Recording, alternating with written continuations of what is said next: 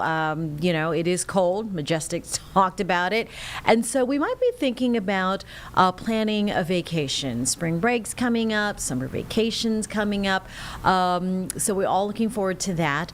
And scammers are as well, unfortunately. There's no way to break it down, but the bad with the good, spring break. Juliana O'Rork from the BBB is here to give us some tips now on how to plan smart and protect our wallets so we're not asking where's the money. Juliana, so again, yes, spring break. It's the first thing that people are looking forward to. For those who haven't started yet, where do we even begin? Yeah, so I think you want to make sure and take the time to really decide, where is it that you're wanting to go. So take that time to plan. When you're searching online, don't just do these huge, broad searches. At this point, there's so many tools you can use, ChatGPT, AI. It can really help you to sort of build a small itinerary or a large itinerary, and then you can take those recommendations and really start to build that yourself, because we do recommend spending the time to do the research also, even after maybe AI or a platform has laid out a itinerary temporarily for you, but then spend the time to see, like, okay, what are these recommendations, what am I looking at here, what's my budget, all of those kinds of things. Yeah, I mean, so book early, save big. Yes, that's usually some good advice. Yeah, check and see, are there any type of travel alerts or scams that people have reported to us that we've been talking about. Make sure you're on the lookout for that. Anytime you're planning to stay at a hotel, an Airbnb, you're booking flights. Also consider travel insurance in the event something were to happen and you'd have to cancel that. Then at least you'd get some of your money refunded. We always recommend paying with a credit card as well. That way, if something is fraudulent, if you book a house that seems too good to be true and it unfortunately ends up becoming too good to be true, you have at least some protection with your financial institution and be able to dispute those charges.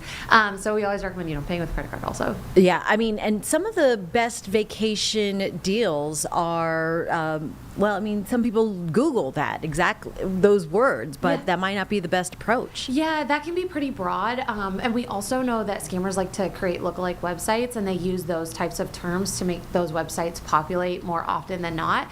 And so you want to be sure you're on a secure site, which means you can take a look at the URL. Does it have HTTPS, meaning is it secure? When you're actually on the website, is there grammatical errors? Does the English seem, normal, or does it seem like maybe somebody wrote that where English isn't necessarily their first language?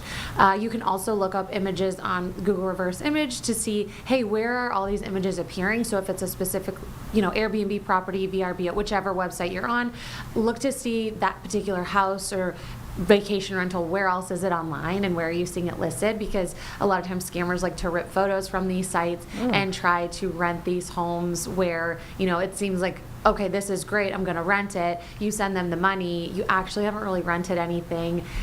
Your money's gone, they're gone. You show up for a vacation in a home that you actually don't have a rental agreement with because it was fraudulent. Fishing for exactly. with a fake house. Exactly.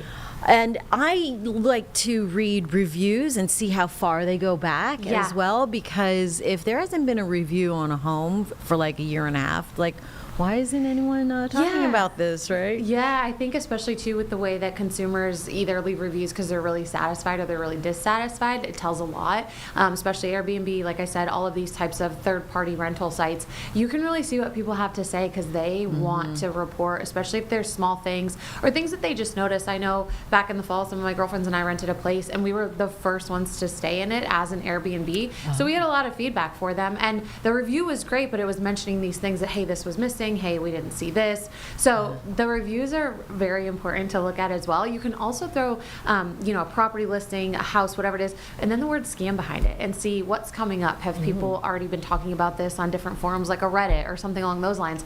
Also check bbb.org. See what you can find from a company perspective. Are they a trustworthy company or business that you're going to be renting from or not? We have plenty of information on businesses. Yeah, some good resources there. When it comes to travel insurance, people think it might be a waste of money. Yeah. So, right? Yeah, I think it just depends on, are you a person that you're like, I'm going no matter what happens? Are you a person, depending on what the cost of it is the amount of the insurance worth the coverage for what you purchased? I mean, it's really a case-by-case basis, so it's up to the consumer that's actually making the trip. And then I like this piece of advice for that might surprise people is wait to post on social media. Yeah, so posting on social media, I mean, I know we all love to share where we're at, our experiences, all the great things happening in our life, but now you've let people know that you're not home. And so if you don't have somebody maybe living in your house or staying there while you're gone or checking on it, they know your house is empty. And, depending on the neighborhood you're in, that could be a little scary for people. So, we always recommend waiting to post until you're back. And that way you can still share that experience. It's just maybe not in real time. And that way, now you're back home. Exactly. I mean, I like to do that as well. Many reasons to do that. All great advice. So this is a good, we're talking about, planning your trip, but there are some travel related scams to watch out for in general. Yeah, so as I mentioned before, vacation rental scams is kind of prominent where, like I said, a scammer might steal photos from one listing and then relist it on a fake website, but you don't realize it's a fake website, so you've paid the money, now they're gone, you don't actually have a listing. So that's one you really want to be on the lookout for. There can also be ones where this place looks great and then you show up and it does not look great, it's not clean, all these types of things. So you just want to really be careful. Again, look at the reviews, look at what other people are saying, how long have these homes been listed on these sites, how often are they rented out? Do they typically have availability, and for the cost you're seeing it at? Again, if it's too good to be true, it more than likely is. That's typically how those things go. And so you kind of want to keep all of that in mind, just specifically when you're booking a place to stay. Yeah, just got to be savvy when it comes to doing something like that. Yeah. If you realize mid-trip that you've been scammed, what's your recourse? Yeah, like I said, if you've paid with a credit card, you can at least try to dispute that with your credit card company. Unfortunately, at that point, it just kind of depends what's available, where we're trying to go. Are there other places that you can rent? Are there hotels you can go to? Because at this point, if you're already in the location, you're probably going to try to find something in person. As opposed to online, you might have a little bit more luck just going to a hotel or something like that.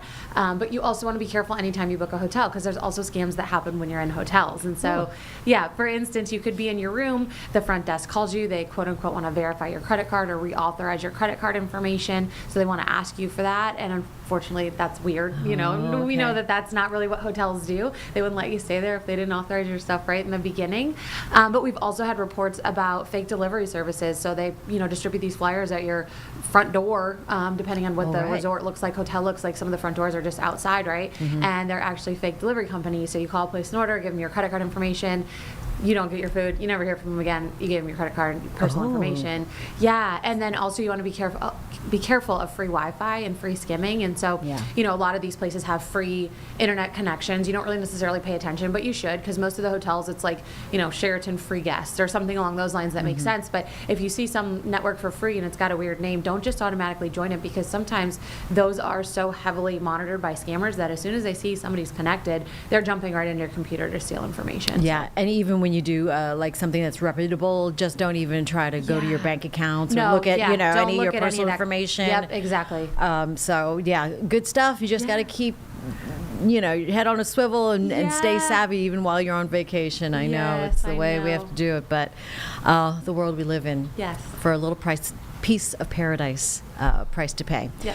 All right, Juliana O'Rork from the BBB, some good tips as you plan your vacation coming up, or just a little staycation, who knows, things to watch out for when it comes to travel and vacation scams. Thanks, Juliana. Thank you.